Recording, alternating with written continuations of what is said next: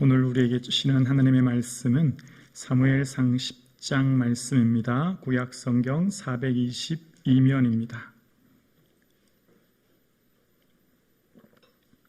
구약 성경 422면 말씀을 봉독해 드립니다. 이에 사무엘이 기름병을 가져다가 사울의 머리에 붓고 입맞추어 이르되 여호와께서 내게 기름을 부으사 그의 기업의 지도자로 삼지 아니하셨느냐? 내가 오늘 나를 떠나가다가 베냐민 경계 셀사 있는 라헬의 묘실 곁에 두 사람을 만나리니 그들이 내게 이르기를 내가 찾으러 갔던 암나기들을 찾은지라 내 아버지가 암나기를 염려하고 놓았으나 너희로 말미암아 걱정하여 이르되 내 아들을 위하여 어찌하리요 하더라 할 것이요 내가 거기서 더 나아가서 다볼 상수리 나무에 이르면 거기서 하나님을 배우려고 베델로 올라가는 세 사람을 만나리니 한 사람은 염소 새끼 셋을 이끌었고 한 사람은 떡 세 덩이를 가졌고 한 사람은 포도주 한 가죽 부대를 가진 자라. 그들이 내게 문안하고 떡 두 덩이를 주겠고 너는 그의 손에서 받으리라. 그 후에 내가 하나님의 산에 이르리니 그곳에는 블레셋 사람들의 영문이 있느니라. 내가 그리로 가서 그 성읍으로 들어갈 때에 천지하의 무리가 사는 땅에서부터 비파와 소고와 저와 수금을 앞세우고 예언하며 내려오는 것을 만날 것이요 내게는 여호와 영이 크게 임하리니 너도 그들과 함께 예언을 하고 변하여 새 사람이 되리라. 이 징조가 내게 임하거든 너는 기회를 따라 행하라.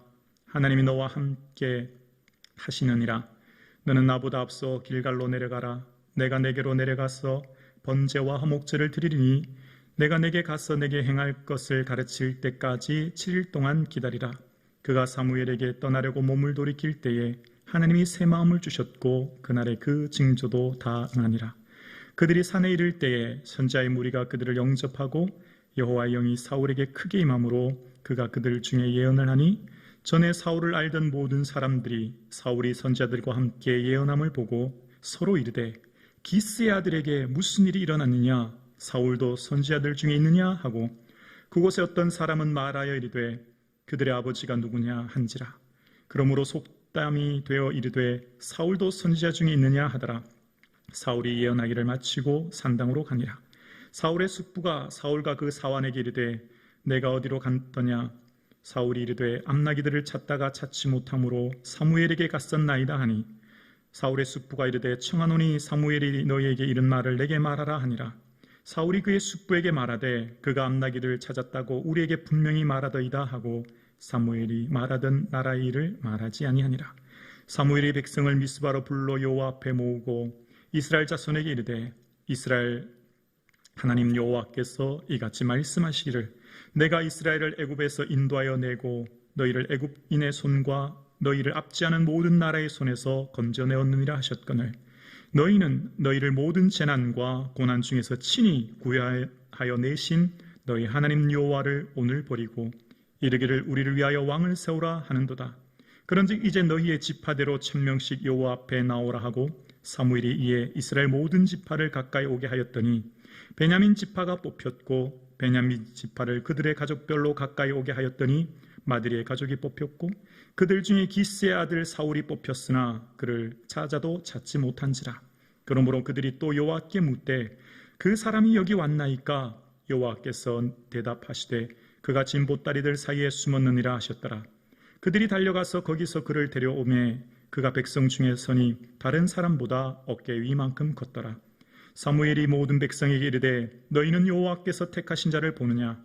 모든 백성 중에 짝할 리가 없느니라 하니 모든 백성이 왕의 만세를 외쳐 부르니라.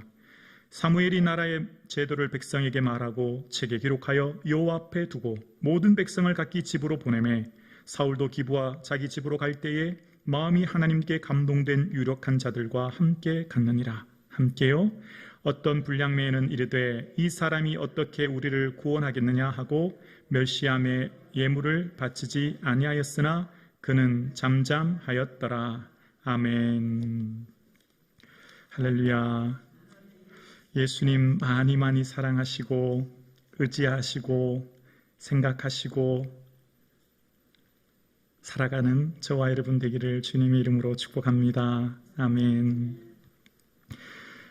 하나님은 하나님의 때에 하나님이 택하신 만남을 통해 하나님의 역사를 이루어 가십니다.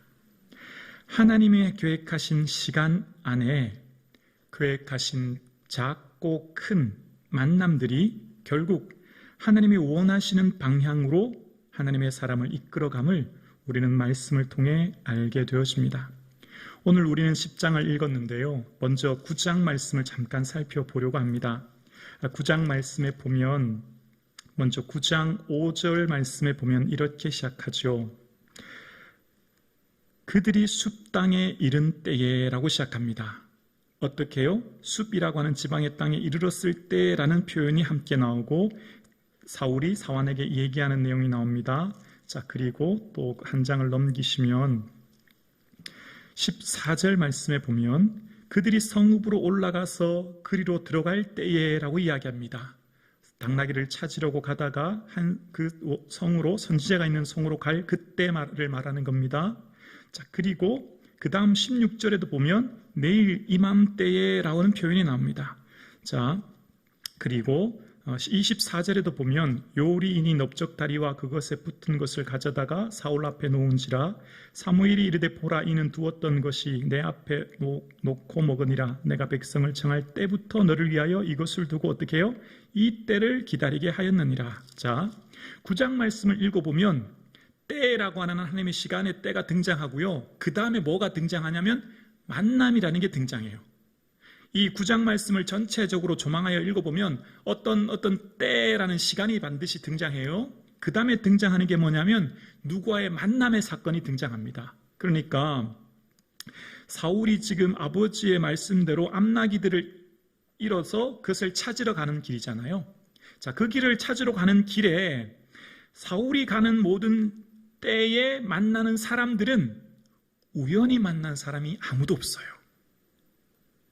사울이 걸어가는 그 시간 속에 만나는 모든 사람들이 스쳐 지나가는 잠깐의 만남도 우연히 어쩌다가 만나는 만남이 아니라 매우 소중하고 중요한 만남이 되어서 결국은 사무엘을 만나게끔 하는 지시등이 됩니다.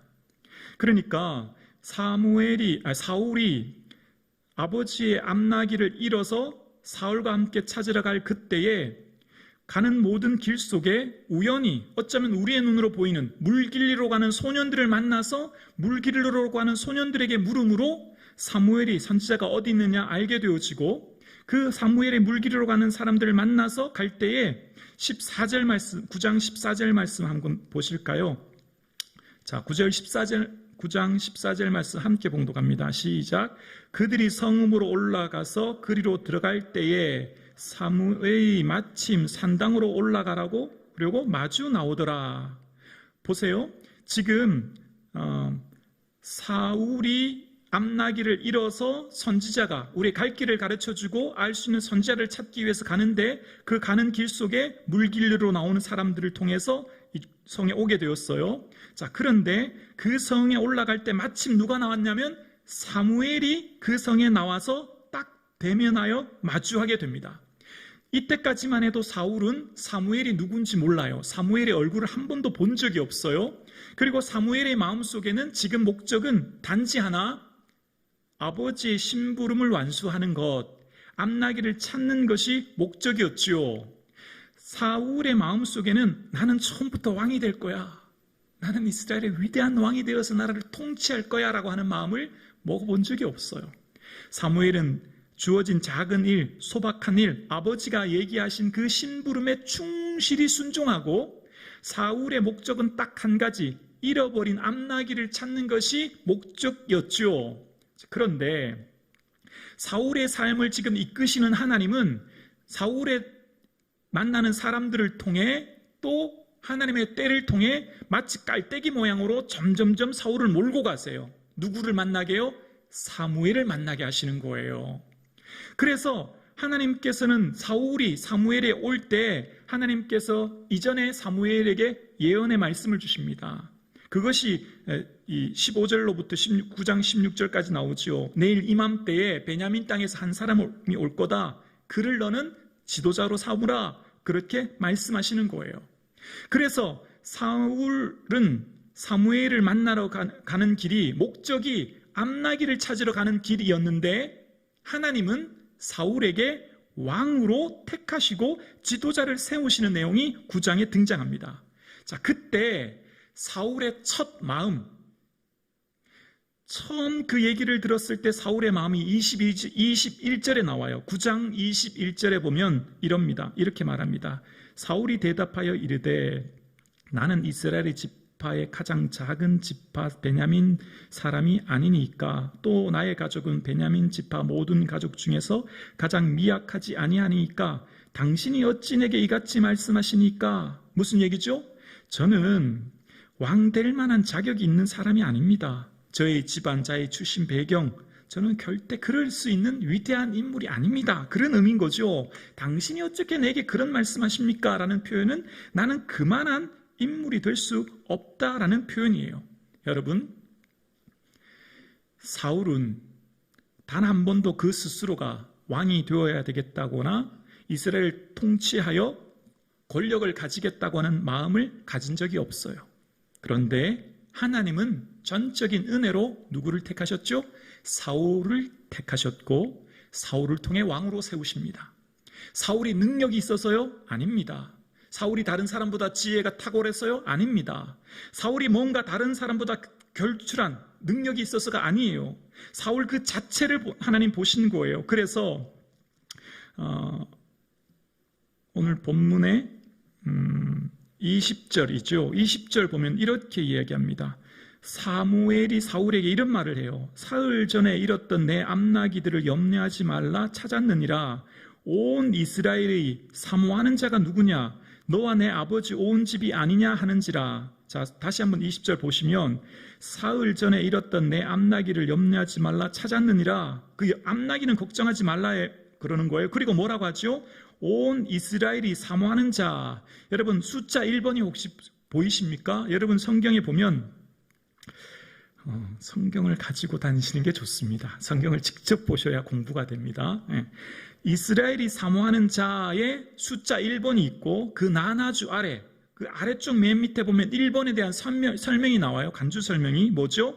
이스라엘의 보배가 보이세요? 네, 보이죠? 자, 이게 무슨 말이죠? 사울은 이스라엘의 보배가 되었다는 거예요. 사울이 능력이 있거나 힘이 있거나 지혜가 있거나 무슨 자격이 있어서 그런 사람이 아니고요. 사울 그 자체, 사울 그의 삶이 이스라엘의 하나님 보시기에 보배와 같은 존재라는 거예요. 그래서 사울 왕을 하나님께서 기뻐하시고 그를 택하셨다는 거예요. 여러분, 오늘 우리가 함께 예배드립니다.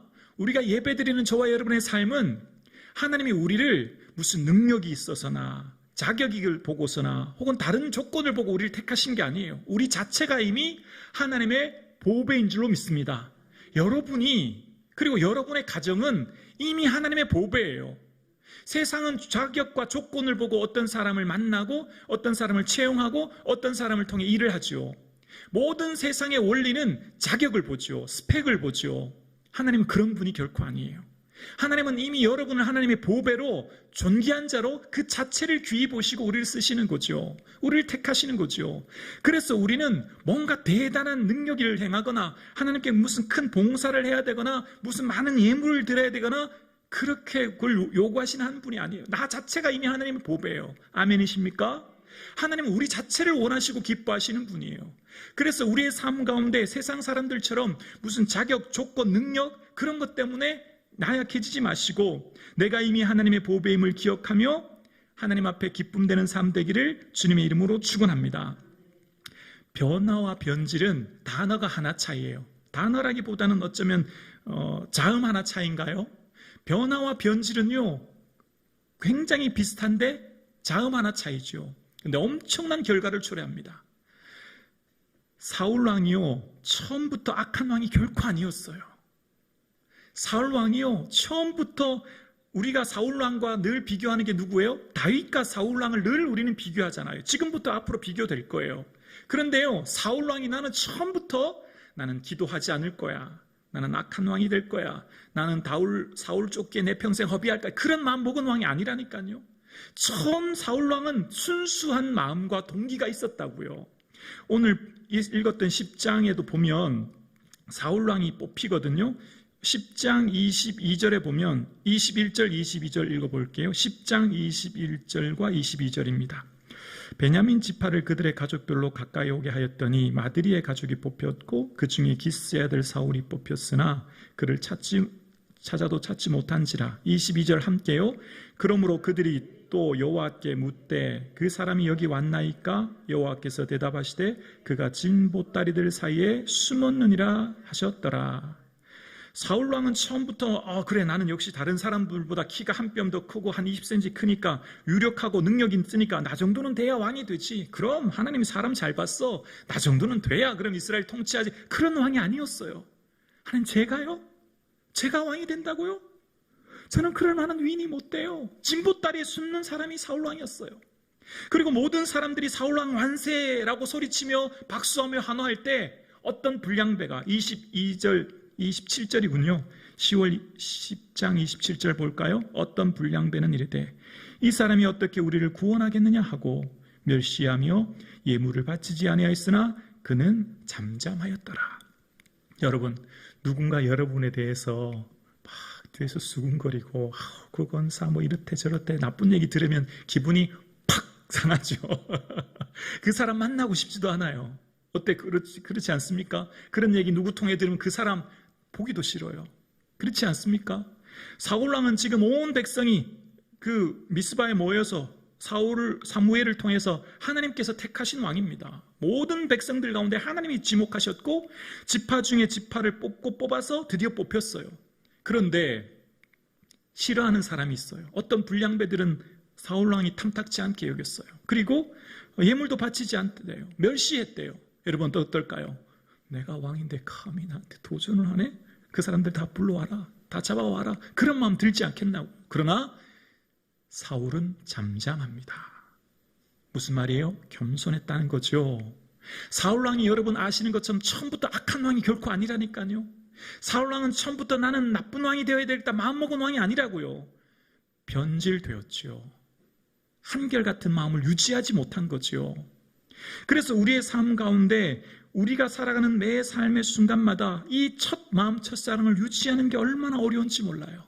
함께 예배드리시는 사랑하는 성도님, 첫사랑, 첫 마음 잊어버리지 말고 점점 더 시간이 가면 갈수록 예수님 더욱 사랑하는 저와 여러분 되기를 주의 이름으로 축원합니다.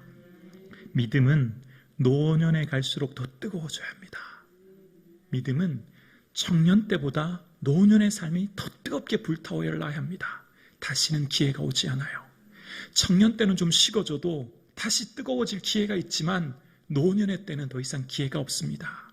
노년의 때는 다시금 기회가 찾아오지 않아요. 우리가 절정에 이르는 때는 노년의 때가 되어야 합니다. 우리의 인생의 삶에 더 이상 기회가 오지 않음을 기억하며 가면 갈수록 더 뜨거워지는 주님을 더 사랑하는 주님의 은혜 안에 있는 저와 여러분 되실 수 있기를 주님의 이름으로 축원합니다. 오늘 10장의 말씀은 하나님께서 사무엘을 통해서 이제 사울왕을 택하실 때 징조를 보여주시고 그 징조를 통해서 이제 왕을 뽑게 되는 내용에 대해서 소개합니다. 2절에 보면 베냐민 경계 셀사에 있는 라헬의 묘실에 두 사람을 만나게 된다. 그 사람을 만나면 암나기를 찾게 될 것이고 내 아들을 위하여 걱정하게 된다는 말을 들을 것이다. 이제 그 얘기하게 되고 그래서 그 사람을 통해 징표를 얻게 된다는 내용이 나오고요. 3절에 보면 다볼의 상수리 곁에 세 사람을 만나게 되는데 그 사람들로부터 이제 떡을 받게 된다라는 내용이 등장하게 되고요. 또 5절에 보면 이후에 세 번째 징표입니다. 블레셋 영문의 문의 곁에 가게 되어지고 그곳에서 이제 선지자의 무리를 만나게 된다. 이제 세 가지 징표를 얘기하면서 7절에 보면 그 세 가지 징표가 보게 되어지면 너는 이렇게 하라는 내용이 나와요. 10장 7절에 보면 10장 7절입니다. 이 징조가 내게 임하거든 너는 기회를 따라 행하라 하나님이 너와 함께 하시리라 하느니라 라고 이야기합니다. 자, 너는 기회를 따라 행하라 라고 하는 원어의 뜻은 내 손이 발견한 그대로 행하라 라는 의미인데요. 자, 이게 어떤 의미냐면 지금 하나님께서 너를 왕으로 택하셨다라고 하는 것은 사무엘이 스스로 우러난 자발적인 마음이 아니라 하나님의 일방적인 지목이셨죠. 하나님의 선택이셨어요. 그래서 사울 왕은 많은 무리들 중에 지파 중에 사울이 뽑혔고 기름 부음 받게 되었습니다. 그런데 하나님께서는 우리가 하나님의 일을 하게 하실 때 내가 원치 않게 나의 동의 없이 억지로 어떤 일을 시키거나 강제로 뭘 하게 하시는 그런 하나님이 아니세요. 하나님은 여러분을 인격적으로 대우하십니다. 하나님은 여러분의 의견을 존중하세요. 그리고 기다려주세요. 그리고 여러분이 자발적으로 여러분이 하나님을 향해 할 수 있도록 기다려주시는 분이 하나님이신 거예요. 그러니까 기회를 따라 행하라 라는 말은 지금 다른 사람은 알 수 없지만 내 마음속에 하나님이 불어넣어주시는 그 마음, 그 생각대로 너는 행하라는 뜻이에요. 지금 블레셋의 압제 속에 있는 이스라엘에게 내 마음속에 있는 그 마음을 통해 이제 너는 블레셋을 향해 행할 일들을 행하라 라고 하는 마음을 내 속에 불어넣어 줬으니 너는 그것을 통하여 행하여 순종하라, 그런 의미가 지금 담겨져 있는 거죠. 3번의 징조를 통해 너는 왕으로 뽑힌 것이 확정되었어. 그런데 하나님이 널 억지로 하게 하는 하나님이 아니야. 너 할 수 있겠니? 내 마음속에 지금 어떤 마음이 일어나니? 내가 지금 내 손에 발견한 게 뭐야? 내가 지금 너를 통해 하나님 일하시고 하자 원하시는데 너의 생각은 어떻니? 라고 하는 의미가 이 7절의 문장 속에 담겨져 있는 거죠. 오늘 함께 예배드리시는 우리 성북시왕 가족 여러분, 우리는 하나님께 늘 묻는 게 참 중요한데요. 기도가 일방적인 간구를 넘어 기다려서 그럼 하나님 이제 제게 뭘 원하세요? 라고 물어야 되잖아요. 그 물을 때 하나님이 내 마음에 불어넣어 주시는 감동, 아들아 나는 너의 삶에 이걸 좀 바꾸었으면 좋겠다. 나는 너를 통해 이런 일을 좀 했으면 좋겠는데 너 괜찮니? 라고 하는 감동의 마음을 주실 때가 있죠. 그럴 때 순종할 수 있는 저와 여러분 되기를 주님의 이름으로 축원합니다. 그 순종의 첫 발자국을 내디딜 때 하나님, 이제 그때부터 하나님과 동행하는 삶이 시작되는 거예요. 순종의 첫 발자국을 내디딜 때 주님, 저 정말 하기 싫거든요. 그리고 할 수 있는 조건도 안 돼요.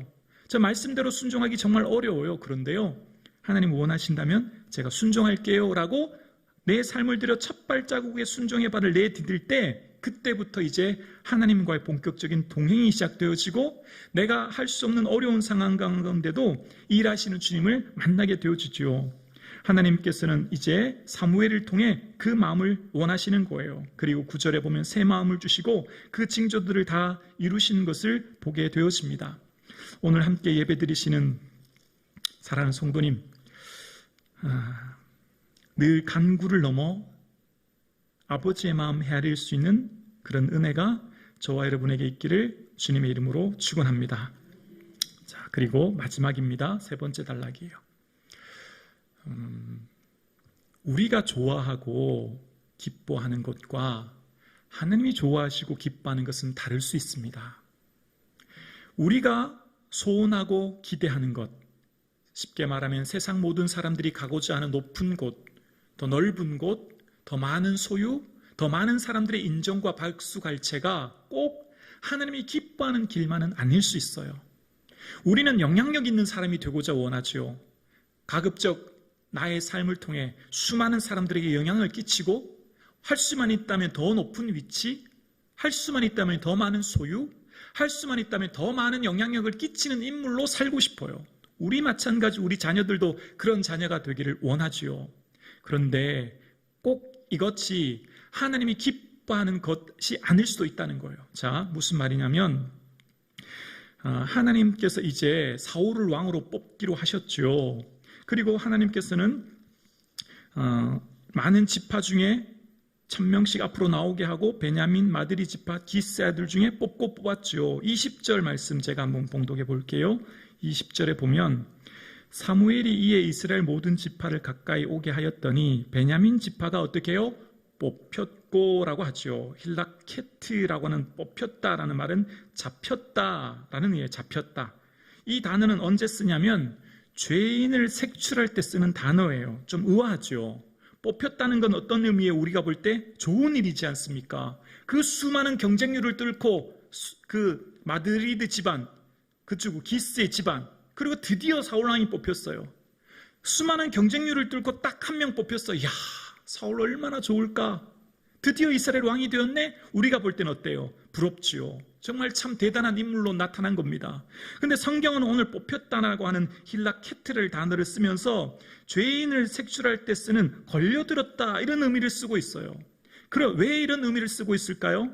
자, 그것을 알기 위해서는 이 10장 19절을 보아야 알 수 있는데요. 19절에 보면 너희는 너희 모든 재난과 고통 중에서 친히 구하여 내신 너희의 하나님을 어떻게 해요?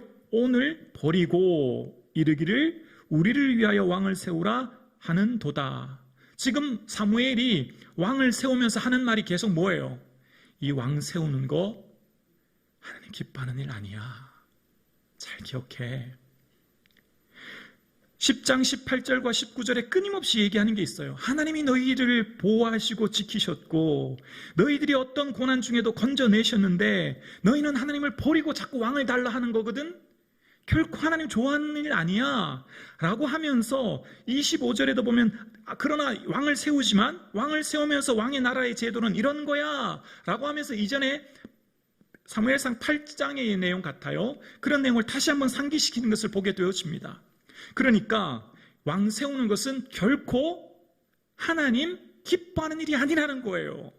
누가 원해서요? 사람들이 그냥 원해서 허용적으로 하나님이 허용은 해주시는 거지만 기뻐하는 일이 결코 아니라는 거예요. 여러분, 주의 말씀대로 나를 붙들어 살게 하시고 내 소망이 부끄럽지 않게 하소서. 얼마나 귀한 말씀인지 몰라요.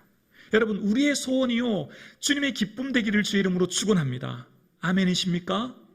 여러분 뭘 소원하세요? 여러분 뭘 가장 기대하세요? 여러분 지금 기도하고 바라는 게 뭐예요? 정말 우리의 소원이 세상 사람들과 같은 걸 구하는 게 아니라 지금 이것은요 하나님께서 이것은요 세상 사람들이 원하는 왕이잖아요. 세상에 다른 나라의 왕이 있으니까 자기들도 나라의 왕 달라고 하는 거거든요. 그러니까 하나님이 허용하시는 이것은 결코 기뻐하는 일이 아니지만 허용하는 거예요. 왜요? 자꾸만 달라고 하니까. 여러분 기도하면 주시긴 해요. 주시긴 하는데 그게 하나님이 기뻐하지 않지만 내가 너무 원하니까 억지로 허용하실 때도 있어요. 그래서 우리가 살아가면서 정말 내 마음속에 진실로 내 마음에 원하는 소원이 내 소원과 하나님의 소원이 일치하는 은혜가 있기를 주의 이름으로 축원합니다. 내 소원이 세상의 사람들을 부러워해서 세상의 소유와 만족을 쫓아가며 그것을 더 달라고 구할 때 하나님 주시긴 하겠죠. 근데 얘들아 그거 너에게 덕이 되지 않아.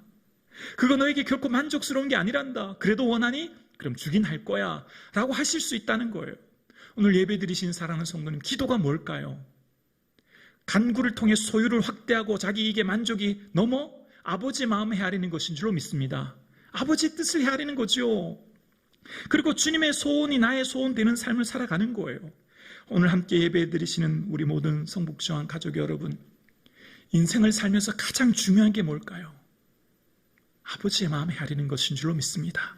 정말 아버지께서 뭘 원하시는지, 주님이 원하시는 아버지의 마음이 눈길이 머무는 곳에 나의 발길이 갈 수 있는 그런 은혜가 저와 여러분의 삶 가운데 있기를 주님의 이름으로 축원합니다.